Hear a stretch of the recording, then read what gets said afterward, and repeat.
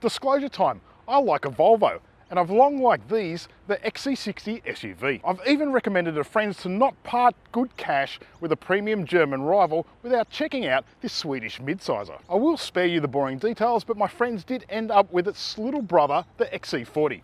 True story. So that's me, but what about the Chasing Cars mothership? Our XC60 landing page states, Volvo's midsize luxury SUV is an outstanding performer in its segment, combining a laid-back image and a genuinely premium experience. Torquey and economical powertrains pair with a comfortable ride and well-built cabin, while the plug-in hybrid is available. I realised a couple of things recently, and the first of that is that this Gen 2 XC60 is around 6 years old, so it's no spring chicken. Secondly, since then, the XC60 has been facelifted, you can't buy a diesel anymore, and in fact, the whole lineup is now electrified. And I'd also realised that I hadn't driven an XC60 in years, let alone the 4 variants that make up the current lineup. So, do I still like the XC60? And more importantly, would I recommend one, given that there's a fully electric successor mooted to arrive in the near future? Let's find out. Chasing Cars, honest reviews of your next car.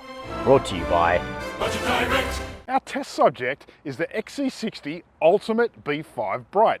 Strange name. Some sources have this version priced at $80,990 after a $1,000 price hike in the middle of this year, although Volvo's official website has it at $79,300 before on-roads. That's around $89,600 before options, and we'll get to that option bit a little bit later. Despite its ultimate namesake, this is actually one rung up from base and around 9 grand more expensive than the Ultimate B5 Pure. So what we have here is essentially a version that fits nicer spec and equipment, if with the entry-level B5 powertrain. Speaking of powertrain, all XC60s currently fit a 2-litre petrol 4-cylinder engine. In B5 trim, that means that it's turbocharged with 183 kilowatts and 350 newton meters with the assistance of a 48-volt mild hybrid system. In the B5, the acceleration claim is 6.9 seconds for the 0 to 100 km/h sprint, while fuel consumption is claimed to be 7.6 litres per 100 combined. Stump up around another 5 grand and you can walk up to what is called the Ultimate B6 Dark. That B6 engine fits an electrically driven supercharger for outputs of 220 kilowatts and 420 newton meters. There is also the mighty plug-in recharge T8, which brings 4.8 second performance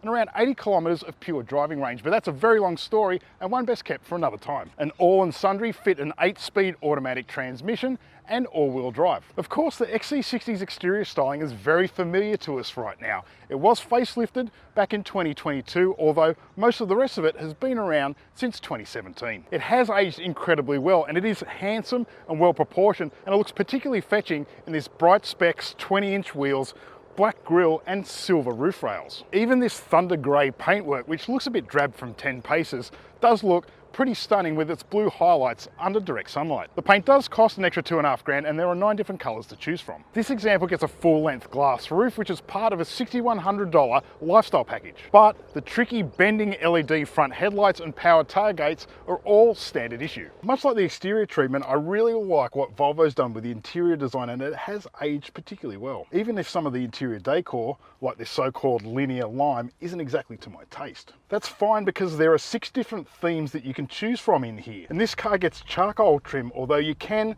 choose from off-white blonde or a fairly fetching amber tan colour, and some of those offer metal or driftwood decor. What's important is this isn't the standard leather accented trim, but the Nappa leather accented optional trim that wants for $3,150. The perforated and stitched effect is very nice, but it only does bring the Nappa effect into the front row. These seats are quite comfortable, but I have noticed that you do have to do a lot of fiddling around to get some of the lumps and bumps out of their shape. But once you've got them set up how you like, you can assign them to a memory setting, and it's happy days. These particular pews also get the optional massage functionality, which does cost an extra $1,100. I have noticed that when you do stick your hand down to the side of the seat to adjust the lumbar, it is pretty easy to inadvertently hit the massage function, and it is pretty distracting. The fundamental design is stylish and mature, and I do think probably the only part in here that hasn't aged particularly well relates to the infotainment system. Now, I do have some colleagues who really do like this 9-inch portrait style format, and I must admit it is pretty easy to acclimatise to once you do get used to it. But I do find the tablet format and its menuing a little bit clumsy, and it can get pretty distracting when you're trying to use it on the move when you're driving. For me, some of that might be down to Google Android architecture, which does make Apple integration feel like it's a little bit of an afterthought. Apparently you can connect CarPlay wirelessly, except it seems when you're my phone. This particular car does get the fairly fetching Bowers & Wilkins sound system, though that is part of the $6,100 lifestyle bundle that includes the glass roof. You do get these lovely, almost Art Deco style air vents, a nice big volume control, and this fancy crystal transmission selector that I'm not completely sold on. However, it is part of the $9,000 walk up for this particular variant. The so-called tailored trim effect that you do get on the dash top and the steering wheel, the head-up display and the seat heating are all part of that $9,000 splurge for the bright variant. You also get a nice big full color digital screen that's easy to see through the steering wheel. However, it is pretty simple and you've only really got a choice of full black or Google mapping. That whole classy vibe in the front end really does extend all the way through the back here, so rear passengers aren't skimped upon. The glass roof gives it a really nice airy kind of vibe, and there's plenty of headroom, and you do get these handy air vents in the B pillars. There's also plenty of knee room and ample toe room. And the seating in the outboard positions is very comfy, and it does include these very handy integrated booster seats.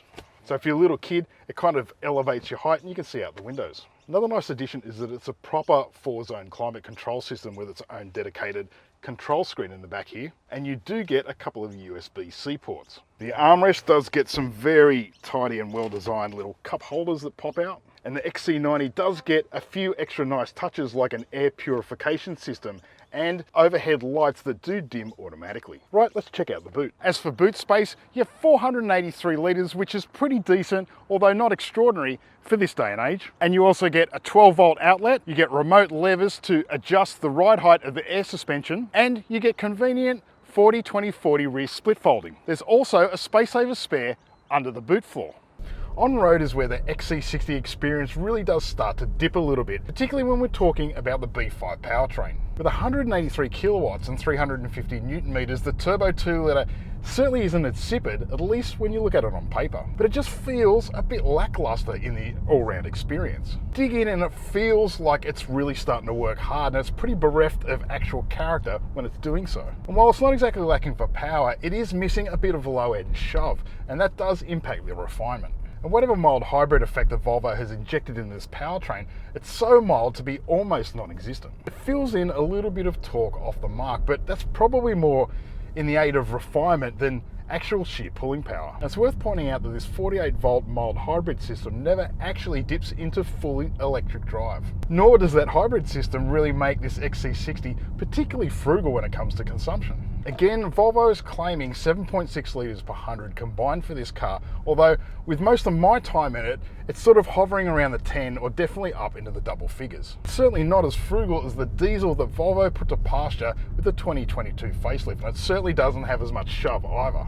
And of course, there is no fully electric version of XC60 yet. Not helping matters is that this powertrain seems to be susceptible to flutters and slight palpitations. It's certainly not the smoothest or most refined combination out there. However, somebody that I do know that has a Volvo with this B5 powertrain does say that it does tend to smooth out with more seat time. Another strange bit is sometimes when you pull out of side streets at 90 degrees, there's a little bit of pause or hesitation in the powertrain, and that does get to be more annoying the more time you spend with it. And it seems to be a bit of a trait of this powertrain in other models. Really, that's the kind of stuff that you would expect that the 48-volt mild hybrid system would filter out. Another thing is the brake pedal feels a little bit granular and lacking in confidence when you really squeeze on it. Part of that is the energy recuperation process. That said, in one sense, the XC60 is impressively comfortable if you fit the active adaptive air suspension system as fitted to this car.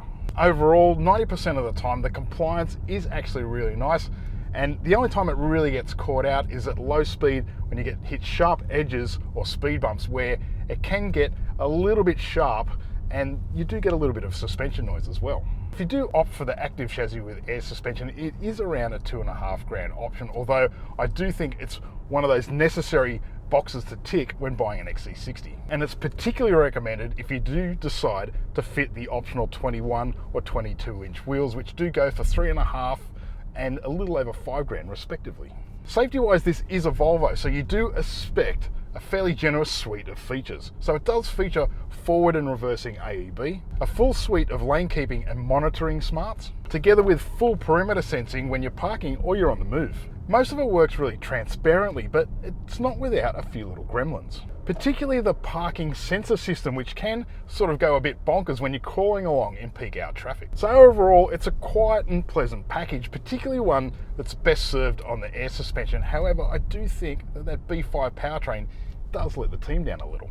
Ownership? Well, let's start with insurance. In the last 12 months, the median budget direct customer spent $1,310 to comprehensively insure a new Volvo XC60. Everybody's situation is different and your premium will vary based on things insurers take into account, like where you live, how you garage your car, and your driving history. The current 5-year servicing pack for an XC60 mild hybrid is $3,000, or around $600 per year, and the intervals are 12 months and 15,000 kilometres. And that's around about what you would expect from a premium European car. Meanwhile, warranty is a fairly typical 5 years of unlimited kilometre coverage. Again, the B5 powertrain format can get fairly thirsty, particularly around town, and particularly for the sort of output that it offers. And realistically, the mild hybrid format isn't exactly the best choice if you want to keep costs down at the Bowser. I still really like the cut of the XC60's jib, and I would still recommend that you would cross-shop this Volvo against another internal combustion logical rival. But some of my colleagues have called this B5 version the Goldilocks variant to go for, and I'm not terribly convinced. I think the eCharge B6 powertrain is more convincing if you're after internal combustion. Meanwhile, the plug-in recharge T8 is probably the one that you want if you want real performance and genuine electric-only drive. I also think that the $9,000 extra that this bright version asks over the base Pure is very questionable when it comes to value. However, there is one other underlying consideration outside of the current 4-variant range. Volvo Australia is still targeting 2026 to go all electric, and I would probably recommend to friends that they cool their jets for the time being and keep an eye on the near horizon for a fully electric replacement of the XC60, most likely to be called the EX60 sometime soon. So that's what I think, but how about you? Put your thoughts in the comments below. Don't forget to subscribe while you're at it, and as always, thanks for watching Chasing Cars.